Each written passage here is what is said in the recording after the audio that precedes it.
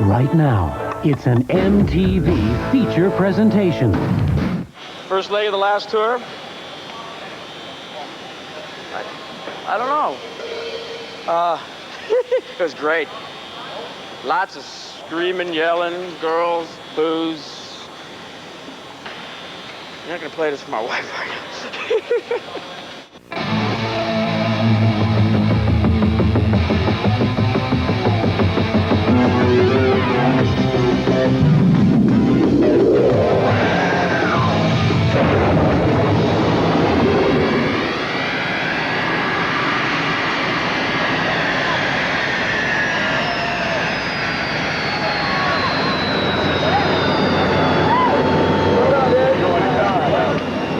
First pulled up, there was about 25 or 30 people out by the plane. I thought, this ain't so bad, but then we went around the corner and there's 1,000 or so, or a couple thousand or whatever it was. It's hard to tell. It looked like the whole airport was packed.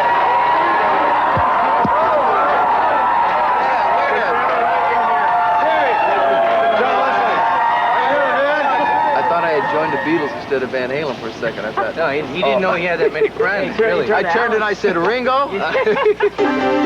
They're the biggest heavy metal band in the world, without a doubt. No one can top them. The new Van Halen is totally awesome. We're band new. Yeah, we're a new band that took an old name and just used it. New Van Halen's great compared to the old Van Halen. Who needs Diamond Dave? I think they're trying to prove that now that Dave's gone, that they can do just as good or better. We're not out to really prove anything. It's like we're all musicians. There's no Vegas trip to it anymore. Yeah, so reach for the golden ring. Reach for the sky. Baby, just spread your wings. Get higher, higher, straight up we'll climb. We'll get higher, higher, This is the most incredible band on this planet. Everyone's playing is incredible. On stage, we're able to play any song we want, anytime. We had the same influences in the past. You know, when we say let's jam or something, any guy in his band can start playing a song, and all of us know it. Some old Cream tune, like today we were jamming Politician, or some old Zeppelin tune or something.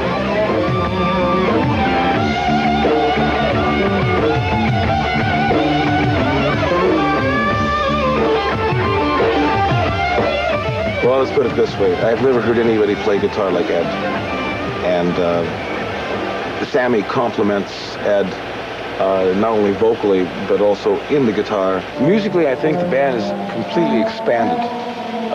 Because Sammy plays guitar, it allows Ed to further pursue his interest in keyboards and whatever other musical directions he goes into. Sammy, shut up, will you? I can't. 5 or 10 minutes to get him in there. I want to check the keyboard on Why Can't This Be Love. All right. It's against my religion not to talk to us, so please. Z. Wait till they hear how loud my bass is.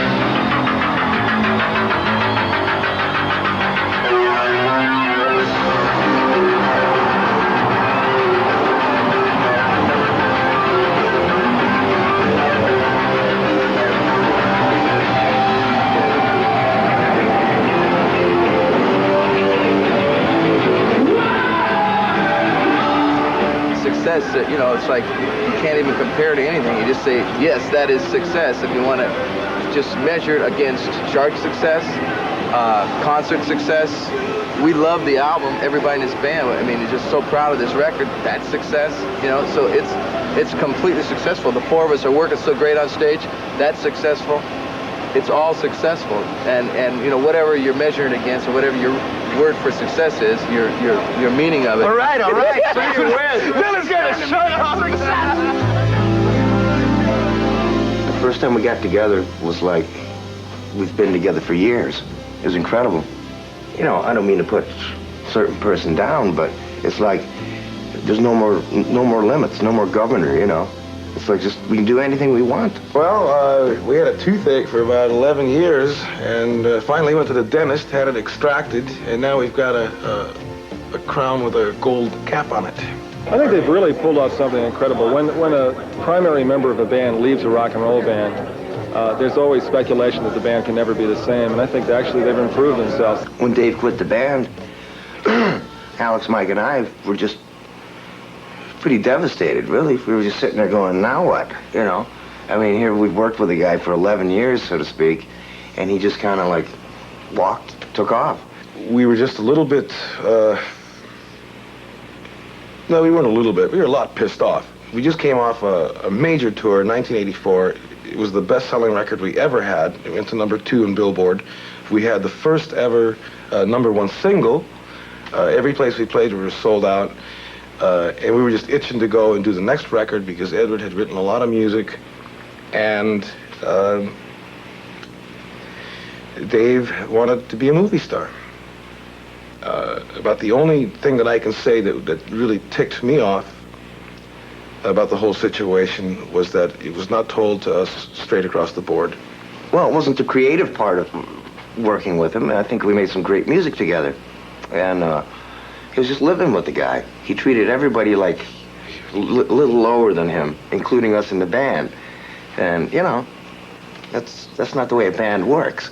And now with Sammy, we're a band. We're really a band. We're all equal. Nobody's the big cheese, so to speak. And what I could never figure out is why he was the big cheese, except for his attitude, you know? Because Al and I and Mike were, you know, basically the driving force, you know? But he was good at the mouth. At that point, Ed and I really didn't know what the hell we wanted to do. People were calling Ed, Brian May, Pete Townsend, Phil Collins, a number of people, and we were not quite sure whether we wanted to do a all-star record, just different people on a different song, or whether to just remain Van Halen. Well, we flipped a coin, and we both won. We wanted to keep Van Halen, and that's the way it went. And then Sammy walked in, and that was it.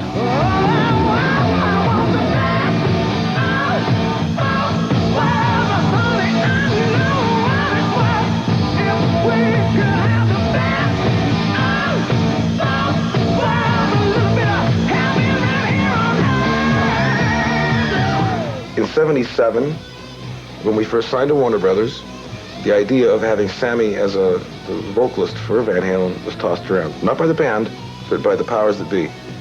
And we didn't find out about that until maybe 3 or 4 years after the fact. And it never materialized because of contractual differences, etc. But and here's my favorite term, as fate will have it. One day my Lamborghini broke down, and I ended up at Claudio's. You know, just sitting there shooting it.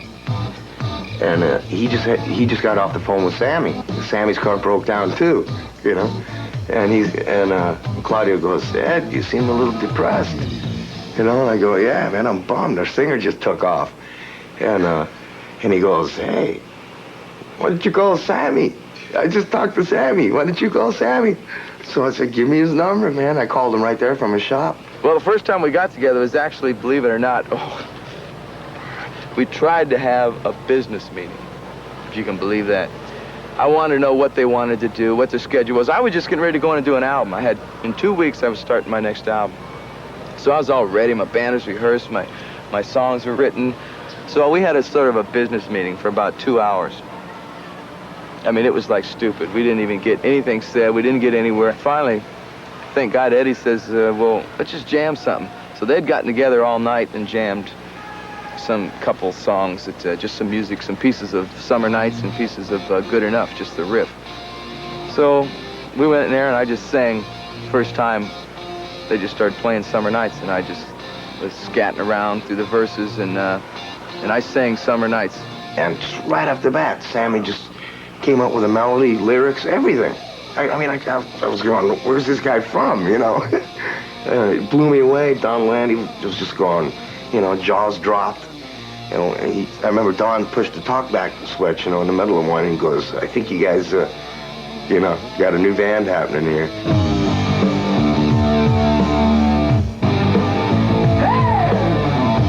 The scariest I've ever been on stage, besides the first gig with Montrose, which was my first concert, you know, big concert, was the first Van Halen show. I had butterflies. I was a nervous wreck. I was pacing. I was sweating before I walked out from not warming up, just from tension. I was really, really nervous. My manager did a crazy thing to us. Our manager. He booked us in Shreveport, Louisiana, a town, maybe one of 3 towns in the United States that I've never played because I never had airplay in it. So he starts the tour there, right, where I'm like, Sammy who, you know? The audiences everywhere, including the very first show in Shreveport, everyone just went, "We love you." You know, it was great. 30 seconds into the first song, I got hit with about 20 big giant banners rolled up.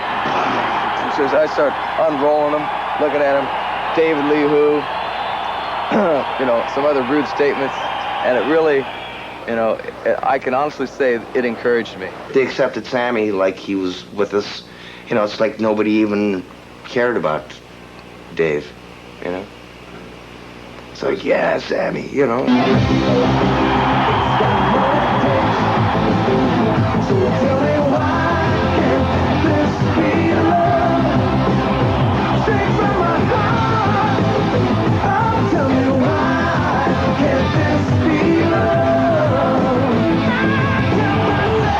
I didn't want to change the band when I came in. I just wanted to be the singer in it and you know, work my way in to the point where we didn't lose anything that they already had. And in this band, for instance, I don't ever present the start of a song to this band intentionally. I mean, I had 15 songs for my album that I was supposed to do, but I didn't present one of them to this band because I really think that the band should remain the musical spring, which is really Eddie.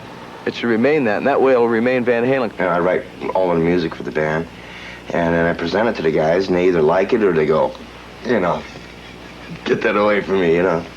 But I was lucky this last record, they liked everything I wrote. I write just about everything on keyboards. I guess it's kind of tough when you write something on piano because it ends up being pretty melodic, you know, kind of Elton John-ish or whatever. And Alex and Michael contributed a lot to this band. Like Alex, when he starts playing drums, you know, on a song like Dreams or even Love Walks In, the intro, it sounds like it's going to be some semi-mellow kind of cutesy pie little riff or something, and then Alex comes in playing drums and he turns it into a, you know, a crash boom bam rocker.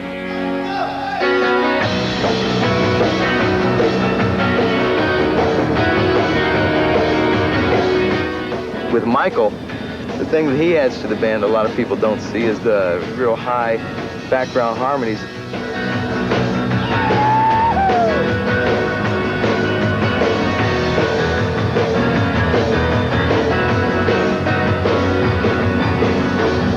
It's great. There's just some kind of magic there. Now, I've always had that attitude, too, and this band is really there. We just start jamming something, some riff, guitar riff, make a song out of it. A lot of times we write together, you know, like that, you know, to where we just kind of do it and carve it out as it's going.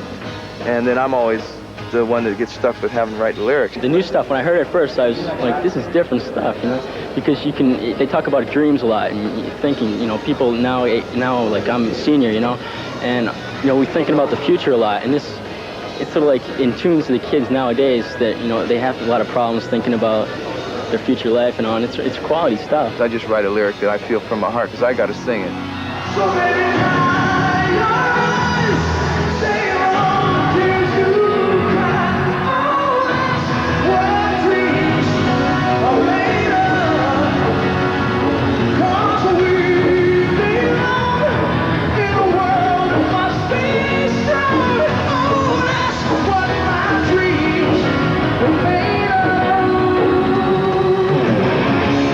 I wasn't nervous at all starting 5150. See, Ted Templeman was actually supposed to produce, but then like a week before we were going in the studio, he calls us and he goes, sorry guys, I'm committed to Dave. No, you know, sorry Ted, but, you know, I was actually happy because I really wanted to do it ourselves. From the day I walked into the studio with these guys and we started making music, there were no doubts in any of our minds. And all these other people that we were keeping away from the studio, all the record company people and a lot of press people would come and interview us, but they couldn't really hear any music. You know, they all had their doubts. You could read it right in their eyes. Like, oh, I don't know, you know, it's a big move. You know, without Dave, you know, Van Halen might not be nothing, you know. And we were just smiling, you know, our confidence level was so high because, you know, we were writing this material that came out on this album. And we were hearing it every day. And we're going, whoa, this is great. You know, can you imagine when this stuff comes out, you know? And sure enough, it worked. Hello, baby! 5150 being our first album that we basically did completely by ourselves, and it going #1, of course, is an incredible feeling. You know, very satisfying. Feels better than anything I can imagine outside of sex.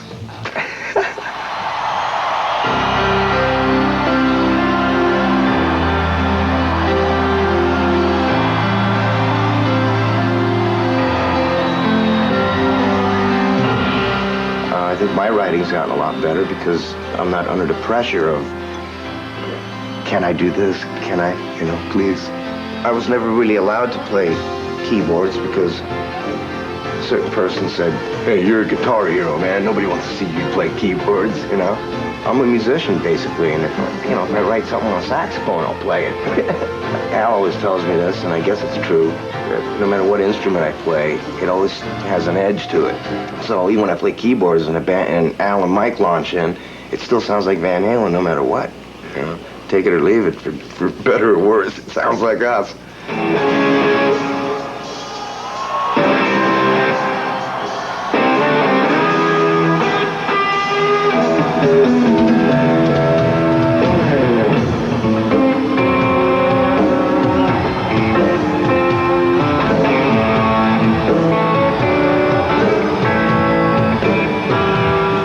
Actually, I started out playing drums, and I had a paper out to pay for, it's like $125 Japanese drum kit, and while I was out delivering the papers to pay for the kit, Al was playing my drums. He says, okay, you're gonna play my drums, I'm gonna play your guitar. And at the time, he was taking Spanish guitar lessons, so I took his guitar. And he played a piece of music that I'd been practicing for hours on end, and he had it just like that. Yeah, it just seemed to come natural, because I've been playing piano for years. So the fingers were limber, or whatever.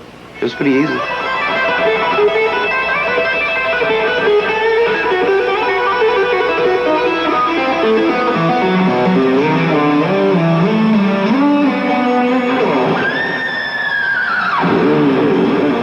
I never had guitar lessons. I just kind of picked it up. Maybe that's why I do some of the weird stuff that I do. I play a little different than most people, doing the finger stuff on the fingerboard, or whatever. Nobody really did it until I did. Now everyone does it. He's never approached the instrument like the average person would do. He's changed the guitar just like Hendrix did a long time ago, but he's taken it a lot further. No one else jumps around like Eddie does, He's the greatest rock and roll guitarist ever. He's the fastest, and he just does wizardry with the guitar. He jams! He jams! Without his Van Halen jams! Is there another beer?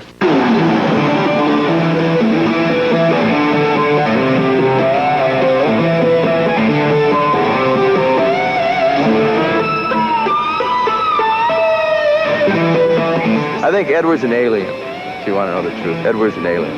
He's not from this planet. I couldn't tell you which planet, but everyone on the planet probably plays guitar. I don't think I've ever seen Ed without a guitar strapped around him. Now, I don't normally take showers with him, so I don't know what he does in the shower. But I'm serious, he plays guitar from the moment he wakes up to the moment he goes to sleep.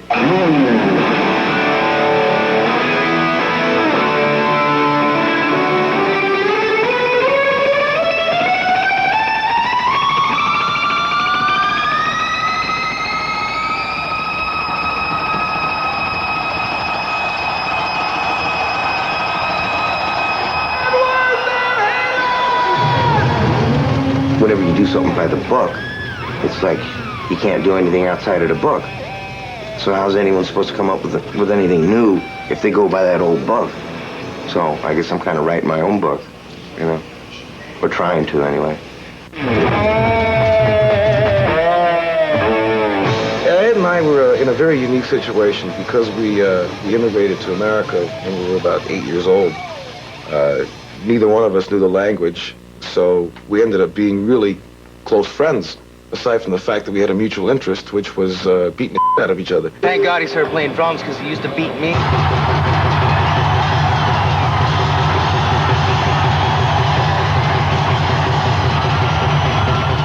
My father was a professional musician, and Ed and I trained on piano for about 10 years to become professional concert pianists. Then the Beatles came along. We used to listen to Dave Clark 5 records and beat on ice cream cartons and have cut out paper guitars and stuff. And, you know, it's always what we wanted to do.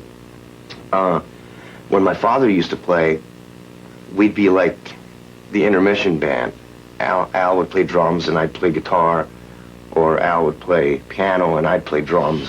When I first started playing drums, I admired Ginger Baker, John Bonham, Keith Moon. And I approached the drums not as an instrument per se, but more an attitude, viciously attacking something. I don't think I've gone through a single show where there has not at least been 2 or 3 broken heads, a couple broken cymbals. I use the largest sticks, the heaviest and biggest sticks you can get. They're like baseball bats. Alex is the craziest person I've ever met in this business, and I'm not burning on him, and I'm not trying to make him, you know, out something he isn't. True life, the man is mad. He is nuts. We were staying at a hotel, and they were converting it, and there were a number of tires lying around. In the middle of the night, I decided, why not set fire to the tires? You ever seen rubber burn? It gets the air putrid, all kinds of stuff comes floating around. So I'm sitting there with a match trying to light a tire on fire. I mean, it was useless to begin with. But anyway, what made it even more useless was there was a policeman who I didn't see, and he had his gun drawn on me. He says, "What are you doing?" You know, when you make a living beating things with a stick, what do you expect?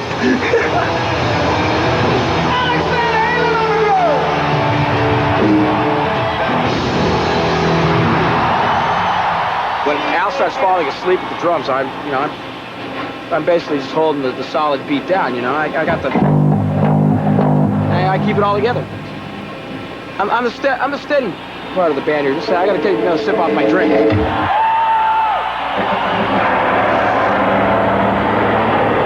I play solo, I'm almost cut off from the people. I can't hear anybody cheering or yelling or whatever. Actually, I'm going through a lot of excruciating pain when I'm rolling around on stage and stuff like that. But I like that. See, that's why I'm in this business. To hurt people and hurt myself.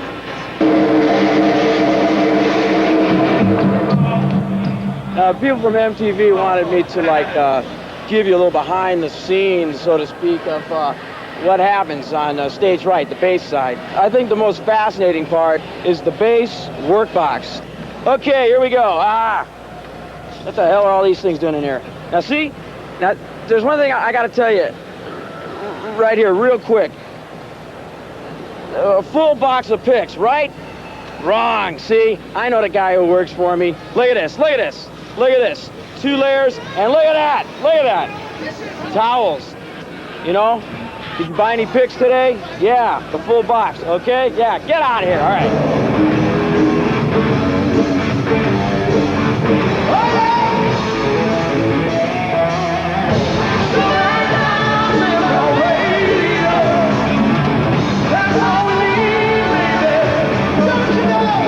My favorite drawer. I bet you can't guess what drawer this is. How much do you drink, you think? He's immune to this Well, stuff. It doesn't matter. At least 1 bottle of Jack, right? One day I noticed a fly landing on my arm. And it wouldn't get off, would it? I started my chronograph watch here, and I think he lasted about 2.5 seconds. He rolled over dead. I'm what's known as a Tennessee squire in Tennessee. I own a piece of land at the distillery. I drink massive amounts of Jack. I drink massive amounts. See, they know, right? Jack Daniels, right? They know. Anyway, we just built this one out of spare parts that we had laying around, and it turned out real good. And I use it on stage. Sounds great, no problem, you know. The man drinks it, the man plays it. It's a lifestyle, like Van Halen, you know.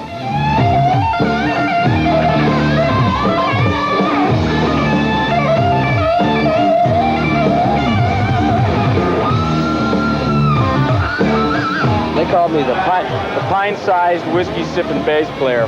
He's very melodic when he's not banging his bass on stage like a metal detector.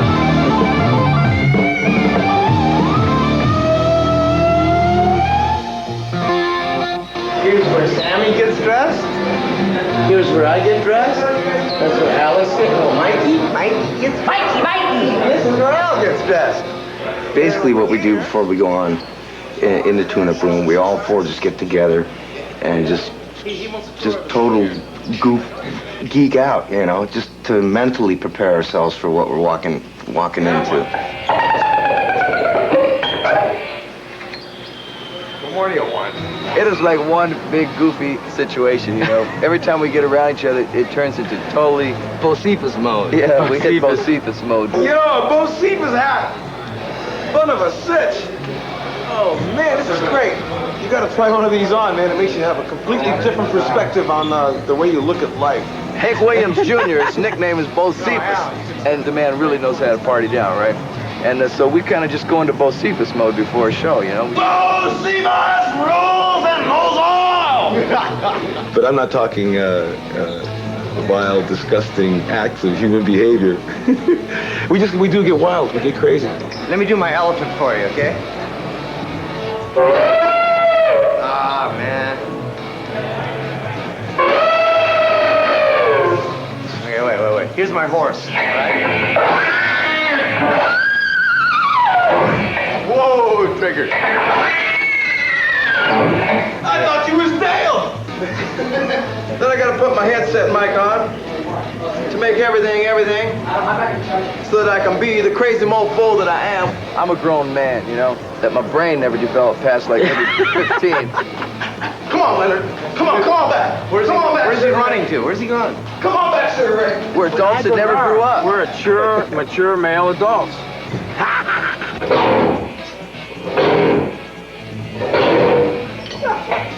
I like my mom, but she's not home.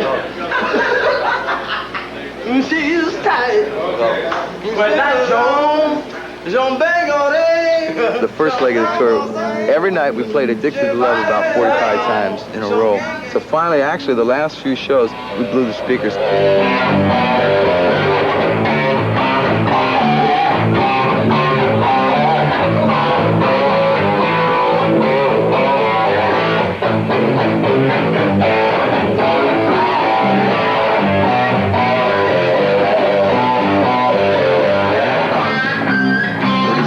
Everybody's dancing and, you know, air guitaring and kicking around and stretching and rocking and throwing stuff. And next thing you know, somebody says, "Let's go!" And we go, "Yeah!" Gonna have to face it, you're addicted to love. Hey, let's get silly out here. Let's get completely silly. You may just carry from here straight on out. You may just do the same thing we've been doing. Okay, except more so. Let's do it. Hey.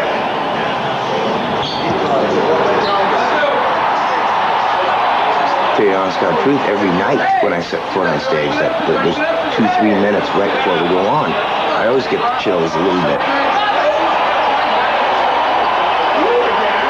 The most important thing to me is when you step on stage, you're live. And if you blow it, it's your last chance. You leave town the next day, and there's 15,000 people there saying they stunk.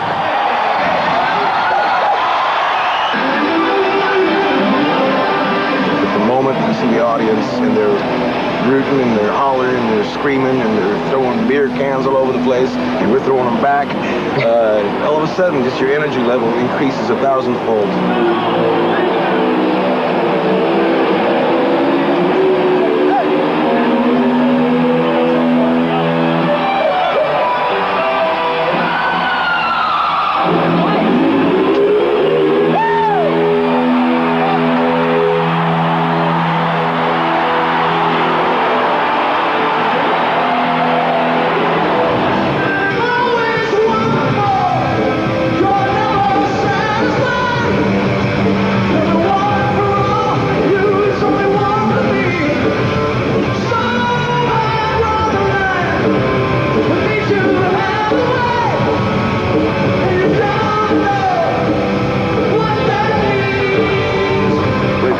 Going on stage, you know, that's where we owe the audience, the people that put down money to see us. We owe them a great show, and everyone in this band is extremely responsible in that sense. When we have to, we deliver.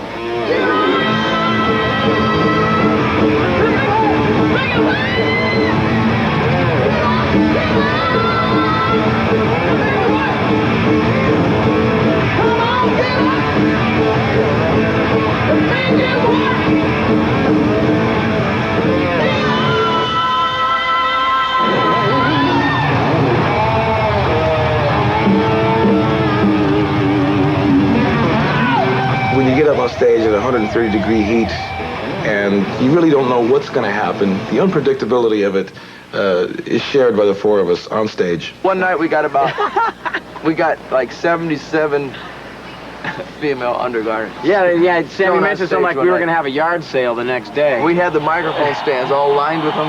We had anywhere they could be hung. We were all over the stage. What's the wildest thing you guys have seen at a Van Halen show? Oh, the match.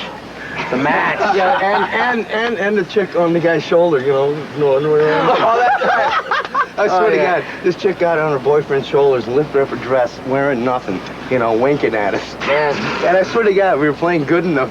Yeah, that's right. And I couldn't sing, man. I was just laughing, rolling. And the problem is that I took a look and I didn't recognize anything. It took me a couple minutes. And all of a sudden I went, wow, that's a weird looking guy.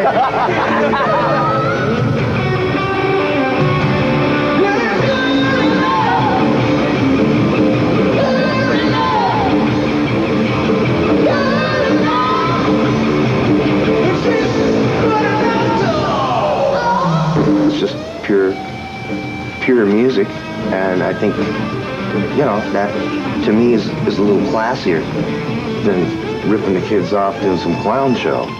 You know, it's just more down to earth now, and I think kids pick up on that, and I think the music's better too. I don't think about the past at all. I mean, this is what we're doing now, and I mean, the past had its good moments too, but this is like good moment every moment. The future of Van Halen is just going to be, you know, I mean, we are in this for life. We're just going to continue on, you know, making the best possible music we can. And hopefully the fans will like everything we do. Just blaze on. If I hit 80, if I make it that far, I'll still be doing the same thing. I might not be jumping. I might be sitting on a stool, but I'll still be making music. What makes us different than any other band? We're Van Halen. Yeah, that's right. I have to say that's it, because there's no really describing it.